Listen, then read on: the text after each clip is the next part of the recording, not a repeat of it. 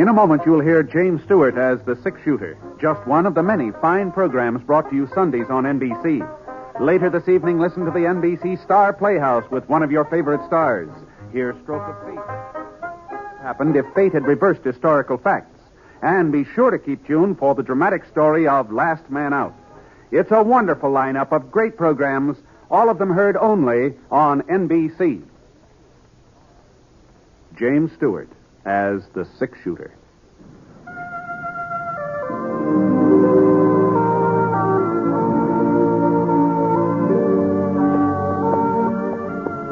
The man in the saddle is angular and long-legged. His skin is sun-dyed brown. The gun in his holster is gray steel and rainbow mother of pearl. Its handle unmarked. People call them both the six-shooter.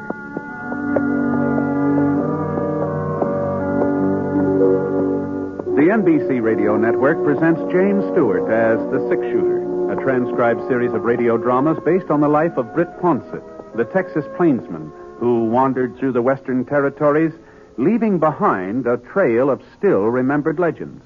The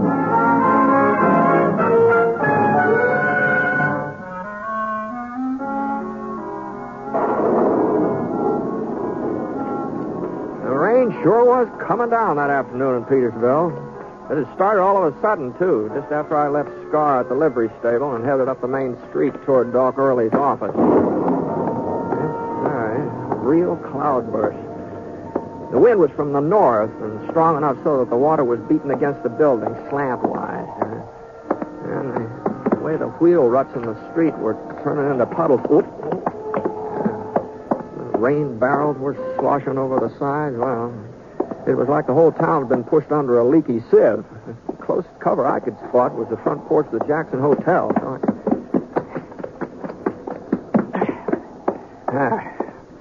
That's better. For a minute I sort of shook myself off like a half-drowned pup. Then I noticed the young fellow standing beside me. I didn't recognize him, though, not at first. Mr. Ponset? You're Britt Ponset, ain't you? Yeah, that's right. I wasn't sure till I saw your gun. I guess you don't remember me, Mr. Ponset. Calvin Plummer. Calvin Ponset? Oh, I sure remember you, Cal. Say, you really sprung up, haven't you? Why, by George, you're taller than I am. How'd you manage to do so much growing so fast? Oh, I wasn't so fast, Mr. Ponset. It's been 6 years since you were in Petersville. 6 years? Is that long? Right after my 15th birthday, that's when you left. 6 years since I was here, huh? Let's see, that must make you right about 21 years old, huh? Yes, sir. 21. Yeah, that's a man's age. It's supposed to be. Too bad everybody doesn't realize it. Well, sometimes it takes a while for people to get used to the fact that you've grown up. I guess so. How are your folks? Your Ma and Pa, how are they? Didn't you know, Mr. Ponset? Pa died last summer. Oh, well, no, I hadn't heard that. I'm sorry, Cal. I'm awful sorry about that. He was a fine man. Yeah. At least I thought so. Well, everybody thought so. You know that. Did they? Well, what do you mean, Cal? Nothing. Looks like it's letting up. You staying in town, Mr. Ponset? No, just overnight. I kind of twisted my hand while I was branding a calf the other day. Swelling wouldn't go down, so I thought maybe Doc Early ought to have a look at it. If he's still practicing here, is he? Yeah, he's still here. I expect you've been moving around quite a bit, huh, Mr. Ponset? Oh, more than my share, I guess.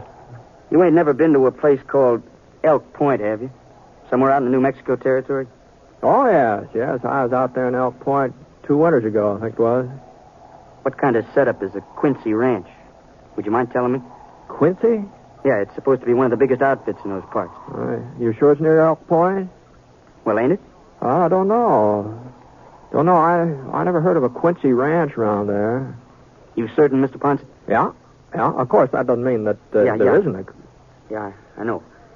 Well, goodbye. Say hello to your ma for me, Cal. She's all right, I trust. Sure.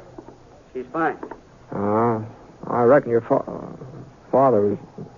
Well, it must have hit her pretty hard, huh? He had a real fast recovery. What? 10 months ain't very long to mourn, is it? Not even a year. Just 10 months. Bye, Mr. Ponset.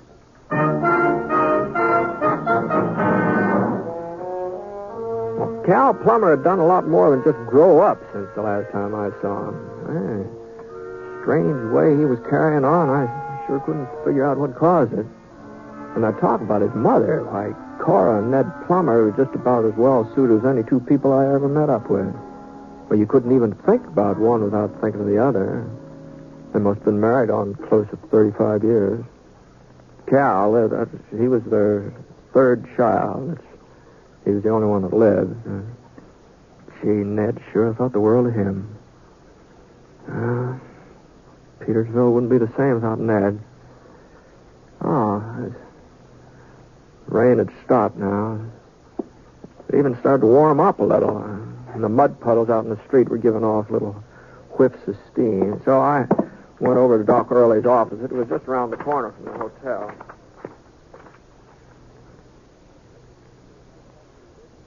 Britt, don't look like you've broke a thing. But it's a real bad sprain. The one you was even able to ride into town today. Yeah, well, it wasn't any too comfortable, I'll tell you that much. What you been doing for it? Well, it wasn't much could do, Doc, out at the ranch, you know. Yeah, well, some hot water nets and salts might be a little help.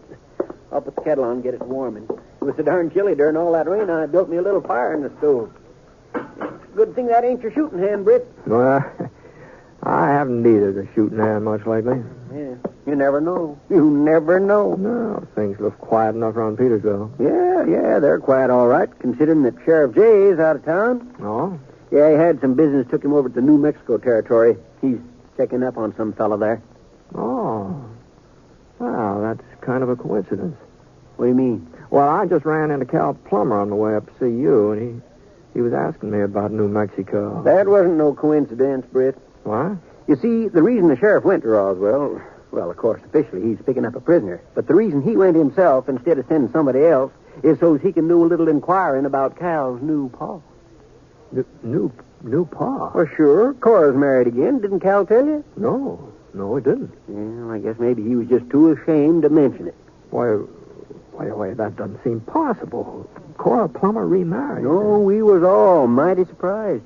Nobody ever figured she'd look at another man, much less take a new husband, especially so soon after. Well, it was less than a year. Oliver Quincy, that's the fellow's name. Quincy, huh? Well, when did it happen, Doc? Let's see, about a month ago. Maybe 5 weeks. 5 weeks and 3 days. And it's as plain as day he married her because she's got a little money. Ned left her a pretty well fixed ranch and all in cattle. Well, what about Cal? Oh, he came in some money, too. Enough for a good start in life. And Cal's a hard worker. He'll get along.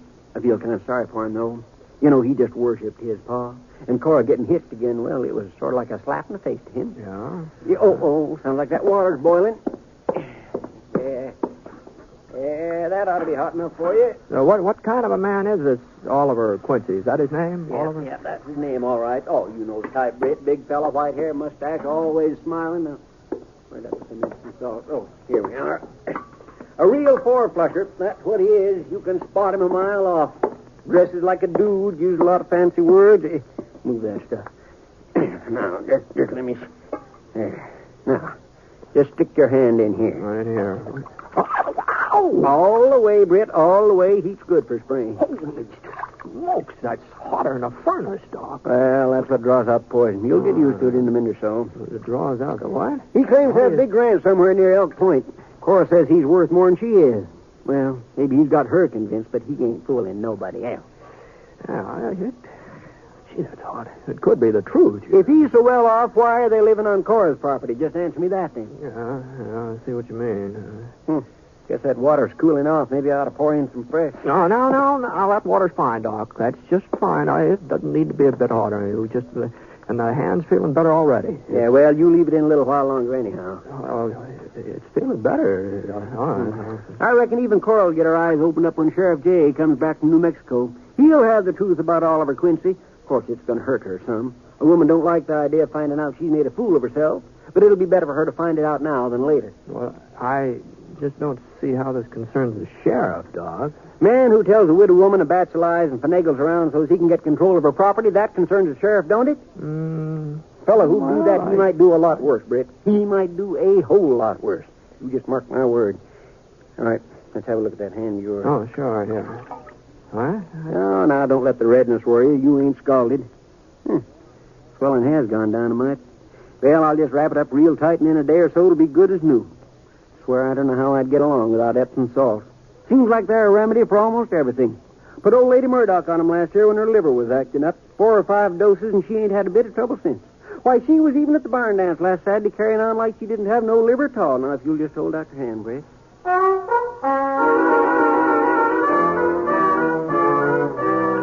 After Doc Early got through with his bandaging, my hand did feel a little better. At least some of the throbbing seemed to go away. So I left his office and I wandered over to the hotel. By the time I got there, they were serving supper in the dining room. Not family style either. They had a real fancy layout. Separate tables with flowers on them. 2 waitresses wearing little checkered aprons sort of matched the tablecloths. Of course, when a place is all fixed up like that, they always make it up on you. You know, Well, you can figure on paying a little extra for your food when they have a place. Now, for instance, the steak I ordered, it was going to cost 35 cents. That's what it said on the menu, 35 cents. There you are, mister. Oh, thanks. Oh, looks like you're going to have trouble cutting it. What's wrong with your hand? It's nothing serious. It's just a sprain. I guess maybe I should have ordered something I could spoon through. Want me to slice up the meat for you? No, I'll manage. I just get this thumb out of here. Yeah. I'll be all right. Well, if you want anything, just holler. Oh, thanks. Thanks, miss. I don't know why they give me the toughest steak in the whole kitchen. For 35 cents, you think you should have been... Howdy, Britt. Oh, Doc. Were you eating here, too, tonight? No, Britt, I was looking for you. For me? What? Cal Plummer just come riding into town, says his ma's been shot. Been shot? Cora? That's what Cal says. He don't think it's too serious, but I'm going out the ranch now and see what I can do for her. Oh, of course, sure. Yeah. Cal told me to bring you along. Me? What for? I don't know. He just told me to find you if I could and bring you. You did, huh? That's funny.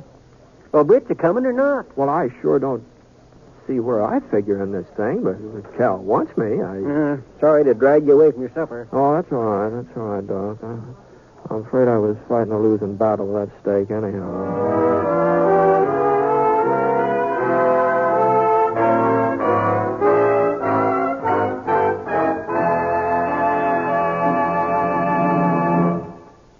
We'll return to James Stewart as the 6-shooter in just a moment. Every day, every one of us Americans has the satisfaction of knowing that right now we enjoy the highest standard of living in all history. And we've only begun, for it's a fact that our standard of living will rise still higher. And while we've made ourselves stronger economically, we've retained all of our basic freedoms. We work where we choose, we bargain collectively, contract our own affairs, and profit from our inventiveness and enterprise.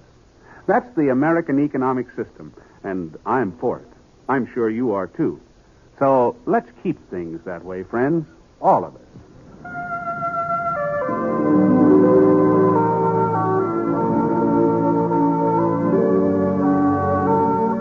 Now, Act 2 of The 6-Shooter, starring James Stewart as Britt Ponset.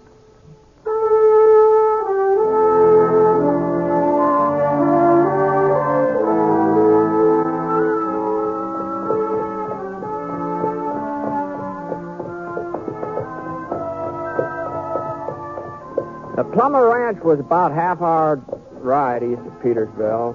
Real big outfit, too. Maybe, 50 square miles grazing land and all. The main ranch house just off the road was built beside.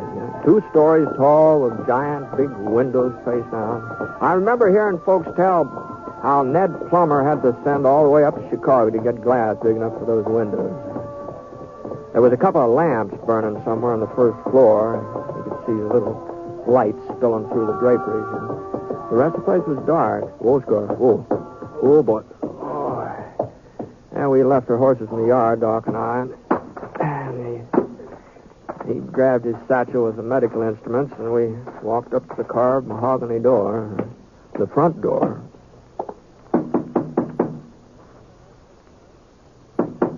Just a minute. Yes? Oh, Doc Early. Evening. Just what can I do for you, Doctor? Well, Cal said that Miss Plummer, that Miss Quincy, your wife, that she was hurt somehow. Oh, I see. Well, it's nothing serious, just a scratch. My gun went off accidentally. A bullet grazed her shoulder. But Cora's perfectly all right now. Matter of fact, I think she's already gone to bed. Is it, Oliver? Sounds to me like she's still up. Well, I guess I was mistaken. Yeah. Oliver? It's a doctor, dear, and, My name's Ponset. Britt Ponset. Britt Ponset? That's right. That's right, Mr. Quincy. Well, I suppose you might as well come in, Doctor. Mr. Ponset. How you? This way. I told him it was only a scratch, dear. But as long as Dr. Early rode way out here, I suppose he might as well have a look at you, just to be on the safe side. Hello, Cora. Britt. Why, what are you doing in Petersville? When did you get into town? This afternoon. Didn't Cal tell you? Well, no. It must have slipped his mind. Good evening, Cora. Let me see here. Now, Doc, you shouldn't be troubling over me. I'm all right, really. Well, of course you are, my dear. Of course you are. Bullet barely grazed your skin. I'm afraid the good doctor doesn't approve of my bandage. No. It's perfectly satisfactory. At least it appears to be. I'd like to take it off, though. Make certain there's no danger of infection. You mind stepping in the other room, Cora? Well, Go ahead, my dear. Go ahead. I'll see you before you leave, Britt. Oh, sure. I'll wait around till the doc finishes out. Nice of you to ride out Dr. Early, Mr. Ponset. I imagine he appreciates having the company. Well, it wasn't his idea, Mr. Quincy. Oh? No, Cal asked him to bring me along. I'm afraid I don't understand. Mm-hmm. Well, I reckon that makes us even. Whereabouts is he, anyway? Calvin? I don't know. He hasn't been here all evening. He wasn't around when the shooting took place. It was not a shooting, Mr. Ponset. It was an accident. Well, whatever it was. And Calvin was not here. I met up with him while I was riding into town to get the doctor, and he offered to save me the trip. Oh, I guess I was under the impression you said Cora didn't need a doctor. No, she does. But at first, I didn't know how serious the wound might be. Then, when I got back to the house, I saw it didn't amount to anything. And by the time you and Dr. Early showed up, I'd forgotten the whole thing. That's why I was surprised to see you. For a moment, I couldn't think what you wanted. Your gun just happened to go off, huh? I was going to clean it. I thought it was empty. I guess I don't know too much about firearms. What make do you carry? Why... He doesn't carry any make, but I do. I hadn't seen Cal come into the front hall, so I didn't know how long he'd been standing there. He was holding a .45, using it to cover his stepfather. The gun wasn't moving either. Cal's hand was as steady as his eyes. Steady and cold and determined. It wasn't the first time I'd seen a man with a look like that on his face. Now, not a killer's look exactly, at least not the look of somebody who wants to kill. More like somebody who hasn't got any choice. I was wondering how you'd lie out of it, Quincy. The kind of story you'd tell. You weren't very convincing either, considering all the practice you've had. Hey, Calvin, listen to me. I know how you feel. You haven't got the slightest notion how I feel. If you did, you'd have left town like I told you a couple of hours ago. Now, take it easy, Cal. I gave him warning, Britt. I gave him fair warning. I said I'd kill him if he didn't get out and stay out for good. I don't know what it is he's got against me, Mr. Ponset. I suppose I don't measure up to his father. Measure up to him? I ought to kill you for even comparing yourself. Well, are you going or not, Quincy? Because if you're not, this time Ma ain't here to get in the way. What? Was that what happened before? Is that how she got shot up? It was his fault. He's got her so mixed up she doesn't see anything straight. She thinks he's fond of her the way she is of him. When she saw the gun, she ran forward, yelling and screaming. The way she grabbed my hand, that's what made it go off. I never meant to fire. Least of all, I never meant to hit Ma. But your Ma's all right, Calvin. The bullet hardly touched her. I don't believe... Is that true, Mr. Ponset? That's right, Cal. Cora's fine. Doc Early's in there now, just making certain. All right, Quincy. Start moving before she comes back. Now, hold on. Hold on a minute there now. This isn't any way to settle things. He's your mother's husband. She's got a right to know what's going on. You think I want her to know what a liar he is? That he never cared for? You think I want to break her heart? Well, what are you talking about, Calvin? I never lied to Cora. Never in my life. Then where's that big ranch you're supposed to own and all the money you're supposed to have? What? Tell Mr. Ponset about your holdings. He's been to Elk Point. And there ain't no Quincy ranch. Oh, you're not making any sense, Calvin. I ain't going to stand around here arguing. Put that away, Cal. Not until he leaves. He gives me his word he won't be back. And if he don't keep his word... Cal, You don't figure in this, Mr. Ponset. you got me out here. It was my idea. Well, nobody's keeping me. This bandage isn't on my gun hand, Cal. He's got you fooled into being on his side, too. I didn't say that. Look, ain't there nobody that sees him for what he really is? All he's trying to do is to get his hands on what my father left. Dad worked hard. All his life he worked hard. And when he was dying, he told me to look after Ma. Told me it was my job. Well, I'm going to do my job, Mr. Ponset. And nobody's... Calvin, you made enough trouble for one night. I'm sorry, Ma. Didn't want you to be here. Didn't want you to find out. Found out what? My son's turned into a lunatic? I'm only doing it for you, Ma. For me? You think you're helping me by carrying on like this? I've got my own life to live, Calvin. You've got to let me live it as I see best. Ma, he's no good. I was trying to get him to leave before Sheriff Jay comes back from Roswell. Before the whole thing came out. Well, I guess it's too late now. I guess you'll have to know. No, what? He hasn't got a ranch. He ain't got any money. Oh. If you don't believe me, ask Britt Ponset. He only married you because of what Pa left you. No, all I said that I didn't know of any Quincy Ranch near Elk Point. That's all I said. I haven't been around there for a couple of years. Maybe by now. Well, there ain't no is such ranch now either. Is there, Quincy? Well, no, of course not. There you see, Ma. Calvin, listen to me. He's admitting it, Ma. Why don't you face facts? Everybody else has been on to him. Everybody but you. It's all my fault. I should have told you in the first place. I know that Oliver isn't rich. I never thought he was. You never thought... Ma? Well, maybe Doc and I'd better get No. going, huh? No, I'd like you to stay, Britt. Calvin is right about one thing, though. I've been making a fool of myself. What's worse, I've been making a fool of Oliver, too. No, Cora. You see, Calvin, I've known Oliver for a long time. Your father and I, well, we were all friends back in Kansas. All three of us. Of course, that was before I married your dad.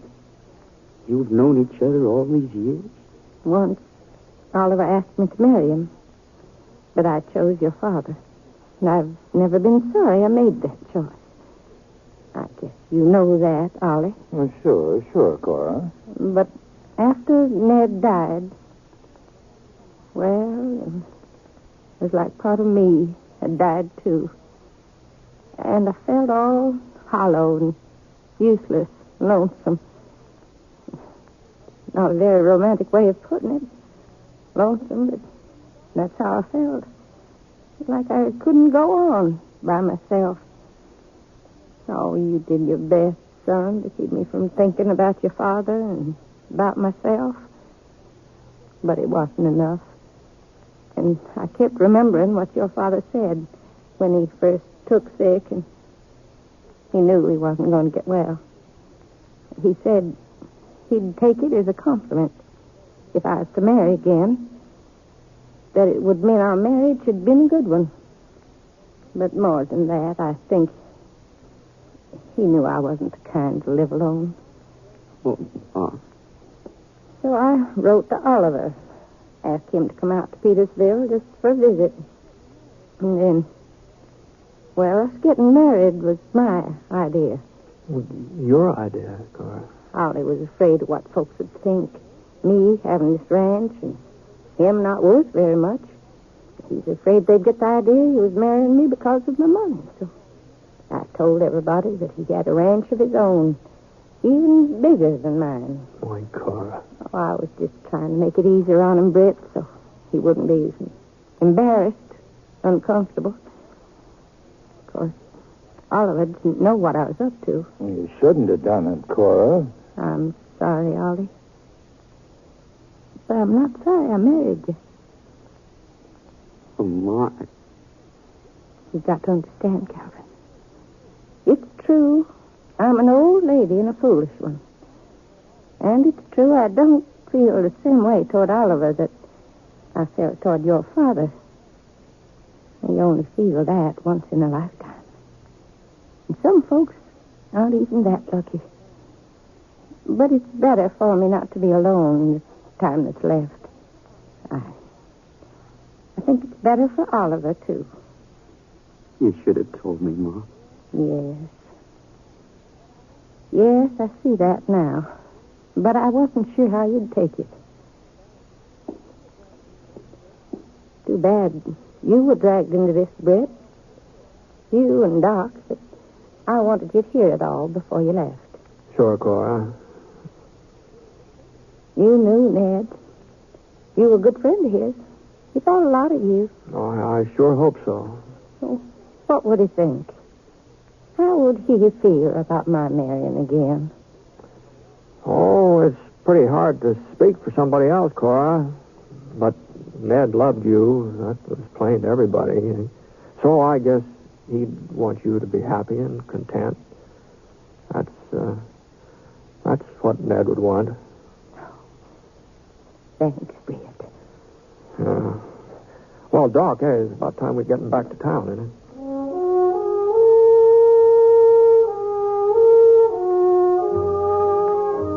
After that, I guess Cal and Oliver started hitting it off real well. Anyway, the last time I was through Petersville, folks were all talking about how much Oliver Quincy had done for the Plummer ranch. Practically doubled the size of the herd, and now he was building a house down on the south pasture for Cal to live in when he got married. As for Sheriff Jay's story about Oliver not owning any property around Elk Point, well, the people just wouldn't believe that, that's all. The sheriff just hadn't done enough checking, that's all. A man like Oliver Quincy, why, he just had to be rich. It was written all over him.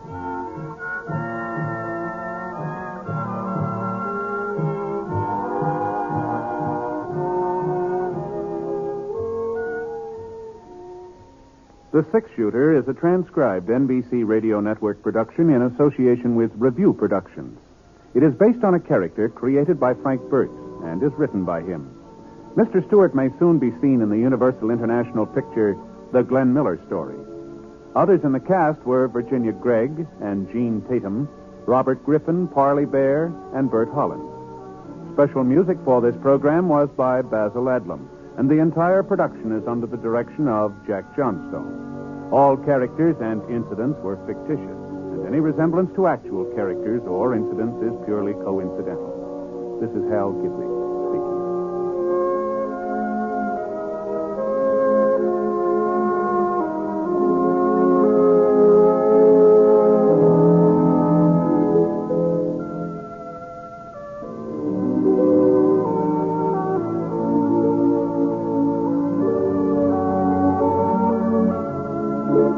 Tonight, hear Margaret O'Brien in the NBC Star Playhouse on the NBC Radio Network.